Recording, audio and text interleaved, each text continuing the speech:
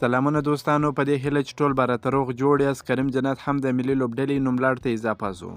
د افغانستان کرکټ بورډ پرون ورځ د متحده عربي اماراتو د سفر لپاره او هلته د یاد لوبډلې سره د 3 نړیوالو شلاوریزو لوبو لپاره 22 کسیزه لوبډله اعلان کړه چې کریم جنت ته پکې ځای نه ورکړل شوی، خو اوس تازه یو ځل بیا په لوبډله کې اخیستل شوی دی. له 22 کسیزه نوملړ وروسته په ټولنیزو رسنیو کې کریم جنت ته کمپاین پیل شو او له کرکټ بورډ شکایت کېدی چې ولې هغه په 22 کسیزه نوملړ کې نه دی اخیستی.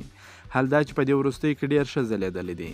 که حقیقت ته وکتل سي نو کریم جنت په کورني کرکټ کې د پام وړ کارکردګي وکړه چې نه یوازې د ټورنمنټ غوره توپوهونکی سو بلکې اغیزمن لوبغاړی هم وبلل سو. بلخوا نوموړی د بنګلادیش پریمیر لیګ او تر هغه وړاندې د ابوظبي ټي10 لیګ کې ډېر ښه تمام سو. په پرلپسې توګه ښه لوبې نندارې ته وړاندې کړې، خو په نړیوال کرکټ کې له کریم جنت سره قسمت یاري نه کوي. که څه هم هغه ته تر ډېره په لوبډله کې چانس ورکول شوی دی، خو هیڅ ګټه یې نه ده ترې پورته کړې او په پرلپسې ډول ناکام راځي. دا چې دا ځل به څه کېږي دا به وروسته معلومه سي. که مو ویډیو خوښه شوې در سره لایک کړئ، د خپلو ملګرو سره هم شیر کړئ. د نور تازه معلوماتو لپاره هم زموږ سره اوسئ. تر بل ویډیو پر د الله په امان.